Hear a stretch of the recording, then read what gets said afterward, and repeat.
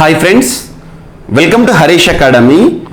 ఈరోజు వార్తలు నిలిచిన జాతీయ అంతర్జాతీయ రాష్ట్రీయ అంశాల గురించి, వార్తలు నిలిచిన వ్యక్తులు, అవార్డులు, పుస్తకాలు, మరి క్రీడా సంబంధిత సమాచారం ఒక్కొక్క అంశాన్ని వివరంగా తెలుసుకుందాం. ఈరోజు మన ఫస్ట్ టాపిక్ వచ్చేసి ఇటీవల ఇండియాస్ గ్రోత్ ప్రెడిక్షన్, భారతదేశ ఆర్థిక వృద్ధి అంచనాలకి సంబంధించి తరచూ ఏదో ఒక అంశాన్ని మనం డిస్కస్ చేయడం జరుగుతుంది. ముఖ్యంగా ప్రపంచ లేదా అంతర్జాతీయ సంస్థలు, ప్రపంచ బ్యాంకు కానివ్వండి, ఇంటర్నేషనల్ మానిటరీ ఫండ్, అంతర్జాతీయ ద్రవ్యనిధి కానివ్వండి, Asian development bank and new development bank, భారతదేశానికి చెందిన బ్యాంకులకే బ్యాంకుగా పరిగణించే ఆర్బీఐ కానివ్వండి, వివిధ ప్రముఖ ప్రైవేట్ సంస్థలు కానివ్వండి, భారతదేశం యొక్క గ్రోత్ ప్రెడిక్షన్ ఈ ఆర్థిక సంవత్సరంలో ఈ విధంగా ఉండబోతోంది అనే అంచనాలు ఏవైతే ఉంటాయో వాటన్నిటిని కూడా మీరు ఖచ్చితంగా గుర్తుంచుకోవాలి. ఎగ్జామినేషన్లో వీటిపైన అడుగుతున్నారు. ఆర్బీఐ ఈ ఆర్థిక సంవత్సరం చివరి వరకల్లా భారతదేశంలో ఎంత మొత్తంలో ద్రవ్యోల్బణం ఉండబోతోందని చెప్పింది. ఇటువంటి వాటిపైన ఫోకస్ చేయండి. సో ఇక్కడ అలాంటి ఒక అంశమే అమెరికాకు చెందిన United states of America New York కేంద్రంగా పనిచేస్తున్న ఒక ఇన్వెస్ట్మెంట్ బ్యాంకింగ్ ఫర్మ్, ఒక సంస్థ, గోల్డ్మన్ సాక్స్ అనే సంస్థ. పేరు గుర్తుంచుకోండి, గోల్డ్మన్ సాక్స్. గోల్డ్మన్ సాక్ అనే ఒక సంస్థ ఏదైతే ఉంటుందో దీని యొక్క ప్రధాన కేంద్రము న్యూయార్క్. గుర్తుంచుకోండి, కొన్ని సంస్థలకు సంబంధించిన ప్రధాన కేంద్రాలు గుర్తుంచుకోవాలి. న్యూయార్క్. ఈ సంస్థ భారతదేశం యొక్క జీడిపి వృద్ధి రేటుని 6.3%గా ఫోర్కాస్ట్గా అంచనాలుగా చెప్పడం జరుగుతుంది. ఏ క్యాలెండర్ ఇయర్లో అంటే 2023 ప్రస్తుత ఆర్థిక సంవత్సరంలో ఈ 2023 సంవత్సరం ముగిసే వరకల్లా భారతదేశం యొక్క జీడిపి అంటే గ్రాస్ డొమెస్టిక్ ప్రోడక్ట్, జీడిపి ఇంత మొత్తంలో ఉండబోతోంది. ఎంత మొత్తంలో ఉండబోతోంది? 6.3%గా ఉండబోతోందని అంచనా వేస్తూ వార్తల్లోకి వచ్చింది. సో డైరెక్ట్గా ఎగ్జామినేషన్ పాయింట్ ఆఫ్ వ్యూలో ఈ సెంటెన్స్ మీరు గుర్తుంచుకుంటే సరిపోతుంది. ఈ వృద్ధి అంచనాలకి సంబంధించి ఎప్పటి వరకల్లా ఎంత మొత్తంలో ఉండబోతోందని ఎవరు చెప్పారో గుర్తుంచుకోండి, సరిపోతుంది. అలా లాస్ట్ ఒక 6 to 7 monthsలో దాదాపు ఎర్నెస్ట్ అండ్ యంగ్ అనే సంస్థ కానివ్వండి, ఆర్బీఐకి సంబంధించి కానీ, ప్రపంచ బ్యాంక్ కానివ్వండి, ఐఎంఎఫ్ కానివ్వండి, వీటందరికి సంబంధించిన వృద్ధి అంచనాలు, భారతదేశానికి సంబంధించి మరియు ప్రపంచానికి సంబంధించిన వృద్ధి అంచనాలు ఏవైతే ఉంటాయో వాటి మీకు రెగ్యులర్గా అందిస్తున్నాను. వాటన్నిటిని ఒక దగ్గర కంపైల్ చేసేసి ఒక జాబితా రూపంలో ఒక లిస్ట్ ప్రిపేర్ చేసుకొని చదవండి, సులభంగా గుర్తుంటాయి. అరౌండ్ అన్ని కూడా 6-7 మధ్యలో అంచనా వేస్తూ ఉంటారు. ఆ పాయింట్స్లో గుర్తుంచుకోండి, సరిపోతుంది. సో ఇక్కడ గోల్డ్మన్ సాక్ అనే సంస్థ భారతదేశం యొక్క జీడిపి అంటే ఏంటి? It is the final value of all the goods and services that are produced within the boundaries of the country within the financial year. అంటే ఒక ఆర్థిక సంవత్సరంలో భారతదేశం యొక్క భౌగోళిక ప్రాంతంలో ఉత్పత్తి చేయబడిన అంతిమ వస్తు సేవల విలువనే, అంతిమ విలువనే జీడిపిగా పరిగణిస్తాం. అది భారతదేశంలో ఎంత ఉండబోతుందంటే 2023 చివరి వరకల్లా 6.3% ఉండబోతుందని గోల్డ్మన్ సాక్స్ వారు చెప్పడం జరిగింది. డైరెక్ట్ బిట్ గుర్తుంచుకోండి, దట్స్ ఎనఫ్. ఓకేనా? అండ్ అభ్యర్థుల కోరిక మేరకు ప్రతిరోజు మన యూట్యూబ్ వీడియో కామెంట్లో ఫస్ట్ లేదా సెకండ్ కామెంట్గా అడుగుతున్నారు, సార్ దయచేసి CA 360 కోర్సు ప్రైస్ని తగ్గించండి అని చెప్పేసేసి. ఆల్రెడీ CA 360 కోర్స్ ఏదైతే ఉంటుందో 5,999 ఉంది. దాన్ని మీకు నిన్నటి వరకు 2,499 ప్రైస్తో ఇవ్వడం జరిగింది. ఆల్మోస్ట్ మీకు మోర్ దెన్ 50% ఆఫర్ ఇవ్వడం జరిగింది. అభ్యర్థులు తరచూ రిక్వెస్ట్ చేస్తున్నారు కాబట్టి కన్సిడర్ చేయడం జరిగింది, పరిగణలోకి తీసుకోవడం జరిగింది.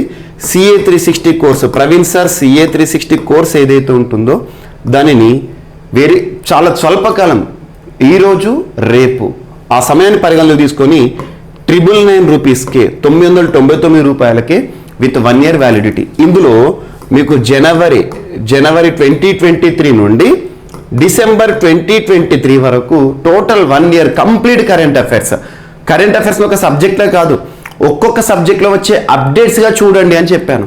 మీకు అన్ని అప్డేట్స్ ఇక్కడ మీకు చెప్తున్నవి ఏవైతే ఉంటాయో ప్రతి ఒక్కటి సబ్జెక్ట్ లింక్ చేస్తూ, ఎకానమీకి సంబంధించిన అంశాలన్నీ ఎకానమీ దగ్గర, పాలిటిక్స్ సంబంధించిన అంశాలన్నింటినీ పాలిటీ దగ్గర, అలా జాగ్రఫీ, హిస్టరీ, ఎస్ఎన్టీ, ఎన్వైర్న్మెంట్ ప్రతి సబ్జెక్ట్కి లింక్ చేస్తూ మీకు చెప్పడం వల్ల జరిగే లాభం ఏంటంటే ఈ కరెంట్ టాపిక్ తెలుస్తుంది, దాంతోపాటు మీకు ప్రత్యేకంగా జనరల్ స్టడీస్లో ఆ టాపిక్కి సంబంధించి లింక్ అనేది కుదురుతుంది. ఎగ్జామినేషన్లో స్టాటిక్ పాయింట్ అడగవచ్చు, లేదా ఇప్పుడు మనకు డైనమిక్గా కరెంట్ అఫైర్స్ సంబంధించిన టాపిక్ అడగవచ్చు. కాబట్టి ఉపయుక్తంగా ఉంటుంది. సో మీకు CA 360 course GVK study circle యాప్లో ఎక్స్క్లూజివ్ కరెంట్ అఫైర్స్ మీకు తీసుకురావడం జరిగింది. డెమో వీడియోస్ కూడా అందుబాటులోనే, ఒక్కసారి చూడండి. సో ఈ ఆఫర్ మీకు రేపు లేదా ఎల్లుండి మార్నింగ్తో ముగుస్తుంది. సో మీకు మ్యాక్సిమం ఆల్మోస్ట్ 80-90% ఆఫర్ని ఇవ్వడం జరిగింది. సో అవైల్ చేసుకోండి. ప్రతిరోజు కామెంట్లో అడుగుతున్నారు అభ్యర్థులు, పరిగణలోకి తీసుకొని ఈ నిర్ణయాన్ని తీసుకోవడం జరిగింది. చూడండి, ఓకేనా. సో ఇది ఎకానమీకి సంబంధించి Goldman socks growth prediction. And next, ఢిల్లీకి చేరిన కంబోడియా రాజు అనే అంశం వార్తల్లోకి వచ్చింది. సో ఇక్కడ కంబోడియా రాజు భారతదేశ పర్యటన. మనం ఇక్కడ గుర్తుంచుకోవాల్సింది ఏంటంటే ఆ రాజు పేరేంటి. భారత్ కంబోడియా ఈ రెండు దేశాల మధ్య సత్సంబంధాలు ఏవైతే ఉంటాయో, ఈ రెండు దేశాల మధ్య సంబంధాలు ఎన్ని సంవత్సరాలకు చేరుకున్నాయి, ఎన్ని సంవత్సరాలు ముగిశాయి. అండ్ దాంతోపాటు ఇక్కడ లింక్ చేసుకోవాల్సింది ఏంటి, ఈ సంవత్సరంలో భారతదేశంలో పర్యటించిన వివిధ దేశాధినేతలు ఎవరెవరో పేర్లు గుర్తుంచుకోండి. ఆ దేశాలతో భారతదేశం యొక్క సంబంధాలు ఎలా ఉన్నాయో గుర్తుంచుకోండి. That's enough. సో ఇక్కడ టాపిక్ చెప్పేసి మీకు లింక్ చేస్తాను. ఢిల్లీ చేరిన కంబోడియా రాజు ఇటీవల ఢిల్లీకి వచ్చారు. సో తన పేరు చూడండి, కంబోడియా రాజు నరోదమ్ సిహమోని. పేరు గుర్తుంచుకోండి, నరోదమ్ సిహమోని. మన దేశ పర్యటనకు గాను గత సోమవారం ఢిల్లీ చేరుకున్నారు. విదేశాంగ సహాయ మంత్రి రాజ్కుమార్ రంజన్ ఆయనకు ఘనంగా స్వాగతం పలికారు. ఇక్కడ మనం గుర్తుంచుకోవాల్సింది 1952లో ఈ point important, first point important. 1952లో మొదలైన భారత్ కంబోడియా దౌత్య సంబంధాలకు 70 సంవత్సరాలు, 70 ఏళ్ళు పూర్తయిన సందర్భంగా 70 ఏళ్ళు పూర్తయిన సందర్భంగా సిహమోని భారత సందర్శనకు వచ్చారు. గతంలో 1963లో తన తండ్రి సిహమోని తండ్రి నరోదమ్ సిహనోవ్ భారత్ను సందర్శించారు. తండ్రి కొడుకులు ఇద్దరు కూడా భారత. తనేమో 1963, ఇప్పుడు తనేమో 2023. గుర్తుంచుకోండి. రాజు మళ్ళీ రావడం మొదటిసారి కంబోడియా. అప్పటి తర్వాత తన తండ్రి పర్యటించిన తర్వాత కంబోడియా నుండి ఇంకొక పర్సన్ రావడం ఇదే మొదటిసారి అట. అండ్ సిహమోనికి భారత రాష్ట్రపతి భవనంలో అధికారిక లాంఛనాలతో స్వాగతం పలుకుతారు. రాష్ట్రపతి ద్రౌపది ముర్ము అండ్ నరేంద్ర మోదీతో తను ప్రత్యేక భేటీ ఉంటుంది, సంప్రదింపులు జరుపుతారు. సో ఇక్కడ గుర్తుంచుకోండి. సో ఈ పర్యటనలో భారత్తో కుదిరే ఒప్పందాలు ఏవైతే ఉంటే వాటిపైన క్వశ్చన్స్ అడగవచ్చు. ఇక్కడ మీకు కొంతమంది పేర్లు పేర్కొంటాను. భారతదేశాన్ని పర్యటించిన ప్రముఖ దేశాధినేతలు, వాళ్ళ గురించి ఖచ్చితంగా నేర్చుకోండి. జనవరి 26 సందర్భంగా, గణతంత్ర దినోత్సవ వేడుకల సందర్భంగా భారతదేశంలో ముఖ్య అతిథిగా విచ్చేసిన అబ్దుల్ ఫతా ఎల్సిసి ఈజిప్ట్ దేశాధ్యక్షుడు భారతదేశానికి రావడం జరిగింది. ఇండియా ఈజిప్ట్ రిలేషన్స్ పైన ప్రత్యేక శ్రద్ధ చూపండి. ఆ తర్వాత కనుక మీరు చూస్తే మార్చి మంత్లో ఇటలీ దేశ చరిత్రలోనే మొట్టమొదటి మహిళా ప్రధానిగా చరిత్రకెక్కిన జార్జియో మెలోని భారతదేశ పర్యటనకు రావడం జరిగింది. ఇండియా ఇటలీ సంబంధాలు ఇంపార్టెంట్. అండ్ అదే మార్చిలో ఆస్ట్రేలియా ప్రధాని కూడా భారతదేశానికి రావడం జరిగింది. ఆస్ట్రేలియా ప్రధాని తన పేరు యాంటోనీ అల్బనీస్. ఇటీవల భారత ప్రధాని కూడా ఆస్ట్రేలియాకి వెళ్ళారు. మోడీ ద బాస్ అని చెప్పేసి ప్రస్తావించింది ఇతని, Anthony Albanese. So India Australia relations important. And next, Japan ప్రధాని ప్రస్తుతం ఎవరు, ఫుమియో కిషిదా భారతదేశ పర్యటనకు రావడం జరిగింది. భారత ప్రధానిని G7 సదస్సుకు జపాన్కి ఆహ్వానించారు. సో జపాన్లో G20కి సంబంధించి మనం మే 19 to 20 ఆ టైంలో చూసాము. సో చూడండి. దీంతో పాటు భూటాన్ కింగ్ భారతదేశ పర్యటన, దాంతోపాటు డెన్మార్క్ ప్రిన్స్ భారతదేశ పర్యటన, ఇప్పుడు కంబోడియా రాజు. ఇలా భారతదేశాన్ని పర్యటిస్తున్న వాళ్ళు ఎవరైతే ఉంటారో వారిపైన ప్రత్యేక శ్రద్ధ చూపండి. భారత్ ఆ దేశాలతో ఎలాంటి సంబంధాలతో ఉందో ఖచ్చితంగా గుర్తుంచుకోండి. Examination important concept. And next, Suriname సెర్బియాలో మరి భారతదేశానికి వస్తున్నారు. మన భారతదేశ రాజ్యాంగ అధినేత రాష్ట్రపతి పదవిని స్వీకరించిన తర్వాత, అధికారంలోకి వచ్చిన తర్వాత ద్రౌపది ముర్ము గారు మొట్టమొదటిసారి ఒక విదేశీ పర్యటనకు వెళ్ళబోతున్నారు. ఆ పేరు గుర్తుంచుకోండి, మొట్టమొదటిసారి విదేశీ పర్యటనలో. అదేంటో చూద్దాం. సురినామ్ సెర్బియాలో పర్యటించనున్న రాష్ట్రపతి వచ్చే నెల, అంటే జూన్, వచ్చే నెల 4 నుంచి ద్రౌపది ముర్ము సురినామ్లో పర్యటించనున్నారు. గత ఏడాది జూలైలో పదవిని చేపట్టాక ఆమె చేపడుతున్న తొలి అధికారిక పర్యటన ఇదేనని విదేశీ వ్యవహారాల శాఖ తెలిపింది. ఈ యాత్రలో ఆమె సురినామ్ అధ్యక్షుడు చంద్రికా పర్సాద్ సంతోకితో సమావేశమవుతారు. గుర్తుంచుకోండి, భారత సంతతి వ్యక్తి తను. ఆ దేశంలోకి భారతీయులు ప్రవేశించి 150 ఏళ్ళు పూర్తయిన సందర్భంగా 150 ఇయర్స్ పూర్తయిన సందర్భంగా నిర్వహించబోయే వేడుకలకు ముఖ్య అతిథిగా హాజరవుతున్నారు. జూన్ 7 నుండి ముర్ము సెర్బియాలో పర్యటిస్తారు. భారత రాష్ట్రపతి ఒకరు ఆ దేశాన్ని సందర్శించడం ఇదే మొదటిసారి. గుర్తుంచుకోండి, సురినామ్ సెర్బియాలో పర్యటించనున్న రాష్ట్రపతి. అండ్ నెక్స్ట్, పదవీ విరమణ తర్వాత జడ్జీలను 2 ఏళ్ల విరామం ఉండాలని చెప్పేసి, కూలింగ్ ఆఫ్ పీరియడ్ ఉండాలని చెప్పేసి బాంబే హైకోర్టు న్యాయమూర్తులు దేశంలోని అత్యున్నత న్యాయస్థానమైన సుప్రీంకోర్టులో అభ్యర్థన వేయడం జరిగింది. కామన్గా మనం చూస్తూ ఉంటే ప్రముఖ న్యాయమూర్తులు, ప్రధాన న్యాయమూర్తులే కానివ్వండి, వివిధ హైకోర్టులో పనిచేసిన వారు, లేదా సుప్రీంకోర్టులో పనిచేసిన మాజీ ప్రధాన న్యాయమూర్తులని తీసుకోండి, లేదా ఇతర న్యాయమూర్తులను తీసుకోండి, వాళ్ళ పదవీకాలం, వాళ్ళ రిటైర్మెంట్ అవ్వగానే వెంటనే చాలామంది రాజ్యాంగబద్ధమైన పదవిలోకి రావడం జరిగింది. రాజ్యాంగబద్ధ కాదు, రాజకీయ పదవిలోకి రావడం జరిగింది. ఉదాహరణ తీసుకుంటే గతంలో సుప్రీంకోర్టు ప్రధాన న్యాయమూర్తిగా విధులు నిర్వర్తించిన సదాశివన్ కేరళ రాష్ట్ర గవర్నర్ వీళ్ళ రాజకీయాల్లోకి ఎంటర్ అయ్యారు. ఆయన నెక్స్ట్ వచ్చేసేసి అలా చూస్తే గతంలో రంజన్ గొగోయ్ గారు రాజ్యసభ ఎంపీగా, ఇలా భారతదేశంలో న్యాయ వ్యవస్థలో పనిచేసిన వ్యక్తులు పదవి విరమణ తర్వాత కనీసం 2 సంవత్సరాలు ఎటువంటి రాజకీయ పదవులను స్వీకరించకూడదు, ఎటువంటి పదవులను స్వీకరించకుండా ఉండాలి, కూలింగ్ ఆఫ్ పీరియడ్ అనేది ఉండాలని చెప్పేసి ఒక అభ్యర్థన వార్తల్లోకి వచ్చింది. సో గతంలో చూసిన అంశాలను మేము ఇక్కడ ఎగ్జాంపుల్గా చెప్పొచ్చు. సో ఇక్కడ చూడండి, పదవి విరమణ తర్వాత జడ్జీలకు 2 ఏళ్ల విరామం ఉండాలి. ఒకవేళ ఎందుకు ఇది అంటున్నారంటే, వారు పదవిలో ఉన్నప్పుడు వారి ఫ్యూచర్ ప్రెడిక్షన్తో నేను ఈరోజు ఈ తీర్పిస్తే ప్రస్తుత ప్రభుత్వం నాకు ఏదైనా బెనిఫిట్ చేస్తుందేమో, ఇప్పుడు కేంద్ర ప్రభుత్వానికి మద్దతుగా నేను ఈ తీర్పిస్తే రేపు ఫ్యూచర్లో కేంద్ర ప్రభుత్వం నన్ను ఏదో ఒక రాష్ట్రానికి గవర్నర్గా కానీ, లేదా రాజ్యసభలో ఎంపీగా కానీ, లేదా మంత్రిగా కానీ చేస్తారన్న ఒక ప్రభావం ఉంటుంది. కాబట్టి ఇటువంటి అంశం. ఆ తర్వాతే వారు రాజకీయ పదవులు చేపట్టాలి. సుప్రీంకోర్టులో పిటిషన్ వేసిన న్యాయవాదుల సంఘం, బాంబే హైకోర్టుకు సంబంధించి సుప్రీంకోర్టు, హైకోర్టు జడ్జీలకు పదవి విరమణ తర్వాత 2 ఏళ్ల పాటు కూలింగ్ ఆఫ్ కాలం ఉండేలా ఆదేశాలు ఇవ్వాలని బాంబే న్యాయవాదుల సంఘం సర్వోన్నత న్యాయస్థానంలో పిటిషన్ వేసింది. ఈ విరామం ముగిశాకే వారు గవర్నర్ వంటి రాజకీయ పదవులను చేపట్టేలా చూడాలని విజ్ఞప్తి చేసింది. న్యాయమూర్తులు ఇలాంటి పదవులను స్వీకరించడం వల్ల న్యాయ వ్యవస్థ స్వతంత్రతపై ప్రజల్లో భిన్నాభిప్రాయాలు నెలకొంటాయి, ప్రజలు కూడా నమ్మకం పోతుంది. బాంబే న్యాయవాదుల సంఘం వ్యవస్థాపక అధ్యక్షుడు అహ్మద్ మెహదీ అబ్దీ గత సోమవారం ఈ పిటిషన్ వేశారు. ఆంధ్రప్రదేశ్ గవర్నర్గా జస్టిస్ ఎస్ అబ్దుల్ నజీర్ ఈ ఏడాది ఫిబ్రవరి 12న నియమితులయ్యారని ఆయన గుర్తు చేశారు. సో మనకి బెస్ట్ ఎగ్జాంపుల్, మన తెలుగు రాష్ట్రంలో గవర్నర్ ఉన్నవారు అంతకుముందు న్యాయ వ్యవస్థ నుండి వచ్చిన వారే. సో ఇటువంటివి చూడండి. అండ్ నెక్స్ట్, వార్తలు నిలిచిన జీవులపైన ప్రత్యేకంగా క్వశ్చన్స్ వస్తున్నాయి. ఇటీవల ముగిసిన UPSC, union public service commission వారు దేశంలో అత్యున్నత నియామక పోటీ పరీక్షలను నిర్వహించడం జరుగుతుంది. అలా యూపీఎస్సీ సివిల్స్ ప్రిలిమినరీ పేపర్ మీరు 28 మే రోజున కనుక చూస్తే అందులో కొన్ని క్వశ్చన్స్ జీవులపైన అడగడం జరిగింది. సో ప్రత్యేకంగా జీవుల లక్షణాల గురించి కానివ్వండి, వార్తలు ఇచ్చిన జీవుల గురించి అడగడం జరిగింది. మీకు ప్రతిసారి నేను చెప్తున్నాను, వీటిని ఖచ్చితంగా చూడండి అని మీకు ఇంకా కొంత స్టెప్ ఫార్వర్డ్ అవుతూ వాటి యొక్క సైంటిఫిక్ నేమ్ కూడా ఇస్తున్నాను. మీరు CA 360 కోర్సులో ఒక వారంలో వార్తలకు వచ్చిన అన్ని జీవులు కూడా కవర్ అవుతాయి. సో ప్రతి ఒక్క టాపిక్ కవర్ చేస్తున్నాను.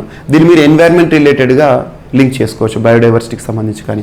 సో ఇక్కడ చూడండి, ఉస్మానియా యూనివర్సిటీ శాస్త్రవేత్తలు ఇటీవల కర్ణాటక రాష్ట్రంలో ఒక కొత్త గబ్బిలం యొక్క ఆనవాళ్లను కనుగొనడం జరిగింది. గబ్బిలం ఆనవాళ్లను.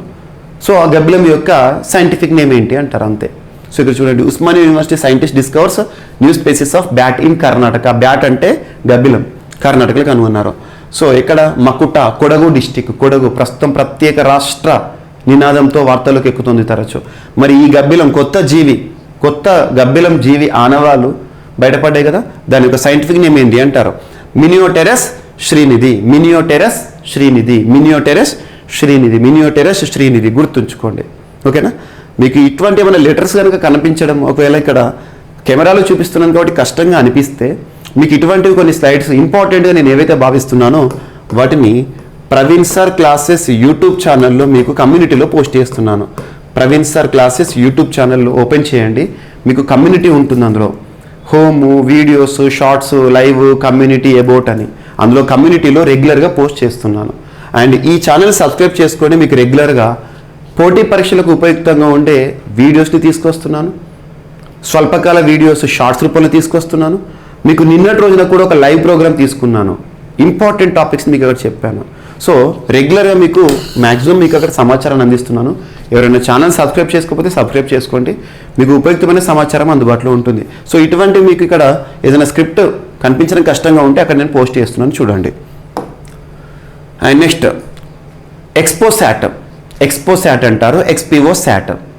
భారతదేశంలోనే మొట్టమొదటి పోలారిమెట్రీ మిషన్ లేదా పోలారిమెట్రీ శాటిలైట్గా పేరు పొందింది ఎక్స్పోసాట్. దీన్ని ఎవరు తయారు చేశారో అతి త్వరలో దీన్ని లాంచ్ చేయబోతున్నారు. ISRO, Indian space research organisation, భారతదేశంలో అంతరిక్ష పరిశోధనలు చేస్తున్న అత్యున్నత సంస్థ. ఎవరి సహకారంతో అంటే బెంగళూరు కేంద్రంగా పనిచేస్తున్న రామన్ రీసెర్చ్ సెంటర్ సహకారంతో ఎక్స్రే పోలారిమీటర్ శాటిలైట్, దాని పేరేంటి ఎక్స్పోసాట్, దేశంలోనే మొట్టమొదటి ఎక్స్రే పోలారిమీటర్ శాటిలైట్ని ఇస్రో వారు వీరి సహకారంతో తయారు చేశారు. That's enough. ఇటీవల ఇస్రోకి సంబంధించిన అంశాలన్నింటినీ మీరు లింక్ చేస్తూ చదవండి. ఇస్రోకి సంబంధించిన ప్రయోగాలు, స్పేస్ ప్రయోగాలు ఏవైతే ఉంటే చూడండి. రీసెంట్గా మీకు GSLV F12 ప్రయోగం కానివ్వండి, NVS-01 ఉద్దేశం ఏంటి, నావిక వ్యవస్థ ఏంటి, అంతకుముందు PSLV C-55 అండ్ ఇస్రో సహకారంతో ఇన్స్పేస్ ప్రోగ్రాము, ఇటువంటి చూడండి. And next bank of Maharashtra the top performer in NPA అనే అంశం. NPA అంటే నాన్ పర్ఫార్మింగ్ అసెట్స్ అంటే అర్థం ఏంటిది, నిరర్ధక ఆస్తులు అంటాం. ఉదాహరణకి చెప్తాను. నా అవసరం కోసం నేను బ్యాంకుకి వెళ్ళి గృహం నిర్మాణానికి, ఇంటి నిర్మాణానికి హౌస్ లోన్ కానీ లేదా ఒక కారు కొనుక్కోవడానికి కార్ లోన్ కానీ తీసుకున్నాను. లోన్ బ్యాంకు వారు ఇస్తారు. ఇచ్చిన తర్వాత EMI రూపంలో, ఈక్వేటెడ్ మంత్లీ ఇన్స్టాల్మెంట్ అంటాం. ఈఎంఐ రూపంలో ఈక్వేటెడ్ మంత్లీ ఇన్స్టాల్మెంట్, నెల నెల నేను అసలు ప్లస్ వడ్డీ రెండూ కలిపి బ్యాంకుకి చెల్లిస్తాను. నెల రోజులు కానీ, కొన్ని క్వార్టర్లీ EMI ఉంటాయి, కొన్ని యాన్యువల్ EMIs కూడా ఉండొచ్చు. సో అలా EMI రూపంలో చెల్లించి నేను తీసుకున్న అసలు వడ్డీతో కలిపి బ్యాంకుకి చెల్లిస్తాను. ఇలా బ్యాంకులు మనుగడలో ఉంటాయి. కొంతమంది ఏం చేస్తారంటే రుణం తీసుకుంటారు కానీ తిరిగి చెల్లించరు. అది చాలా డేంజర్. మనకి కూడా సిబిల్ స్కోర్ పడిపోతుంది. సిబిల్ స్కోర్ లేకపోతే ఫ్యూచర్లో లోన్స్ ఇవ్వరు. అలా చెల్లించకుండా మిగిలిపోయిన ఆస్తులు ఏవైతే ఉంటే వాటిని నిరర్ధక ఆస్తులు అంటాం. అలా బ్యాంకులు దివాలా తీస్తాయి. నిరర్ధక ఆస్తులు తక్కువగా ఉండాలి. నిరర్ధక ఆస్తులు ఎంత తక్కువగా ఉంటే అంత మంచిది. సో అందుకోసమే NPS కోసము, NPSని అడ్డుకట్ట వేయడానికి, NPSని మేనేజ్ చేయడానికి bad bank, national asset reconstruction బ్యాంక్ని భారత ప్రభుత్వం తీసుకొచ్చింది RBI పరిధిలో. సో బ్యాడ్ బ్యాంక్ నేమ్లో బ్యాడ్ ఉంది, but it makes good. So ఇక్కడ చూడండి, అలా NPSని మంచిగా నిర్వహించేది, అద్భుతంగా నిర్వహించే బ్యాంకు అద్భుత పనితీరు ప్రదర్శిస్తుంది అన్నట్టు. అలా భారతదేశంలో ఇటీవల డేటా ఆఫ్ బ్యాంక్స్ ఆధారంగా బ్యాంక్ ఆఫ్ మహారాష్ట్ర ఏదైతే ఉంటుందో దేశంలో NPA మేనేజ్మెంట్ని ఈ ఆర్థిక సంవత్సరం, గడిచిన ఆర్థిక సంవత్సరం ఉంది కదా 2022-23 ఆర్థిక సంవత్సరంలో అద్భుతంగా పనితీరు ప్రదర్శించిందంట. Bank of Maharashtra top performer in NPA management. Non performing అసెట్స్కి అడ్డుకట్ట వేయడంలో, నాన్ పర్ఫార్మింగ్ అసెట్స్ ఆ బ్యాంకులో తగ్గడానికి అద్భుతంగా కృషి చేసిందంట. సో ఇది ఇంపార్టెంట్, ఎగ్జామ్లో అడగవచ్చు. అండ్ నెక్స్ట్ CVCగా, సెంట్రల్ విజిలెన్స్ కమిషనర్గా ప్రవీణ్ శ్రీవాస్తవ్ గారు వార్తల్లోకి వచ్చారు. కొన్ని పదవులను ఖచ్చితంగా గుర్తుంచుకోండి. ప్రస్తుతం నీతి ఆయోగ్ CEOగా ఇటీవల వార్తల్లోకి వచ్చారు. ఎవరు, BVR సుబ్రహ్మణ్యం. అలాంటి కొన్ని పదవులు ఇంపార్టెంట్. సో ఇక్కడ ఎగ్జామినేషన్లో దీనికి సంబంధించి ఎలా అడుగుతారంటే ఈ క్రింది వాటిలో రాజ్యాంగబద్ధ పదవులు ఏంటి, రాజ్యాంగేతర పదవులు ఏంటి, ఇటువంటివి అడుగుతారు. సో ఇక్కడ CVC అనేది రాజ్యాంగబద్ధ పదవి కాదు, రాజ్యాంగంలో లేదు. రాజ్యాంగంలో ఏదో ఒక ఆర్టికల్ రూపంలో కనబడితే అది రాజ్యాంగబద్ధ పదవి. CVC రాజ్యాంగంలో లేదు. సో చూడండి, సెంట్రల్ విజిలెన్స్ కమిషనర్గా ప్రవీణ్ కుమార్ శ్రీవాస్తవ్ నియమితులయ్యారు. రాష్ట్రపతి ద్రౌపది ముర్ము ప్రస్తుత విజిలెన్స్ కమిషనర్ ప్రవీణ్ కుమార్ శ్రీవాస్తవను CVCగా, సెంట్రల్ విజిలెన్స్ కమిషనర్గా నియమించారు. సో ప్రమాణ స్వీకారం కూడా రాష్ట్రపతి సమక్షంలో ఇటీవల జరిగింది. ఎవరి స్థానంలో వచ్చారు ఇతనంటే సురేష్ ఎన్ పటేల్ పదవీ కాలం గత ఏడాది డిసెంబర్తో పూర్తయింది. అప్పటి నుంచి శ్రీవాస్తవ తాత్కాలిక CVCగా విధులు నిర్వర్తిస్తున్నారు. ఇప్పటికే మనం తన గురించి డిస్కస్ చేసాం, కానీ ఇప్పుడు అందులో ఫుల్ టైమ్గా వార్తల్లోకి వచ్చాడు. CVCగా 60 ఏళ్ళు వచ్చే వరకు లేదా 4 ఏళ్ల కాలానికి తను బాధ్యతలను కొనసాగిస్తారు. 1988 బ్యాచ్ రిటైర్డ్ IAS అధికారి శ్రీవాస్తవ, అస్సాం మేఘాలయ క్యాడర్కి చెందినవారు. పేరు గుర్తుంచుకోండి సరిపోతుంది. ఎవరి స్థానంలో వచ్చారు గుర్తుంచుకోండి. అండ్ నైజీరియాకి మరొకసారి అధ్యక్షుడిగా బోలా టినుబు వార్తల్లోకి వచ్చారు. నైజీరియాకి ఇటీవల ముగిసిన ఎన్నికలో మరొకసారి అధ్యక్షుడిగా వార్తల్లోకి వచ్చిన, తిరిగి ఎన్నికవుతూ వార్తల్లోకి వచ్చిన బోలా అహ్మద్ టినుబు. ఇటీవల బోలా అహ్మద్ టినుబు ఏ దేశానికి మరొకసారి తిరిగి అధ్యక్షుడిగా ఎన్నికవడం జరిగింది అని అడుగుతారు, గుర్తుంచుకోండి. వైస్ ప్రెసిడెంట్గా కాసిం షెటిమా. గుర్తుంచుకోండి, నైజీరియా ఆఫ్రికన్ కంట్రీ, ఆఫ్రికా కాంటినెంట్లోని ఒక దేశం నైజీరియా, పూర్ కంట్రీ. గుర్తుంచుకోండి, నైజీరియాకి మరొకసారి అధ్యక్షుడు పేరు గుర్తుంచుకోండి సరిపోతుంది. సో ఇవి ఫ్రెండ్స్ ఈరోజు వార్తలు ఇచ్చిన అంశాలు. ఒకసారి ర్యాపిడ్గా చూస్తే, భారతదేశం యొక్క వృద్ధి అంచనాని గోల్డ్మెన్ శాఖ 6.3%గా అంచనా వేసింది. అండ్ ఢిల్లీకి చేరిన కంబోడియా రాజు, తన పేరు గుర్తుంచుకోండి, నరోదం సిహముని. అండ్ సురినామ్, సెర్బియాలో పర్యటించనున్న రాష్ట్రపతి. నెక్స్ట్, పదవి విరమణ తర్వాత జడ్జిలకు 2 ఏళ్ల విరామం ఉండాలి, కూలింగ్ ఆఫ్ పీరియడ్ ఉండాలని చెప్పేసి సుప్రీంకోర్టులో పిటిషన్. అండ్ ఉస్మానియా యూనివర్సిటీ శాస్త్రవేత్తలు కనుగొన్న అధునాతన ఒక కొత్త రకమైన స్పీసీస్, బ్యాట్ స్పీసీస్, గబ్బిలం యొక్క ఆనవాలు. దాని పేరు గుర్తుంచుకొని మినియోటెరస్ శ్రీనిధి. అండ్ ఎక్స్పోసాట్, భారతదేశంలోనే మొట్టమొదటి X ray polarimeter satellite. And bank of Maharashtra non performing అసెట్స్లో అద్భుత పనితీరు ప్రదర్శించింది FY23లో. అండ్ CVCగా ప్రవీణ్ శ్రీవాస్తవ గారు నియమితులతో వార్తలు నిలిచారు, రాష్ట్రపతి గారు నియమించారు. అండ్ నైజీరియా దేశానికి మరొకసారి అధ్యక్షుడిగా బోలా టినుబు వార్తల్లోకి వచ్చారు, గుర్తుంచుకోండి, ఆఫ్రికన్ కంట్రీ. సో ఇవి ఫ్రెండ్స్ ఈరోజు వార్తలు నిలిచిన అంశాలు. మిస్లెనియస్ అంశాలు ఏమైనా మిగిలిపోతే మాత్రం రేపటి క్లాస్లో జోడించి మళ్ళీ నేర్చుకుందాం. రేపు కలుద్దాం. Thank you.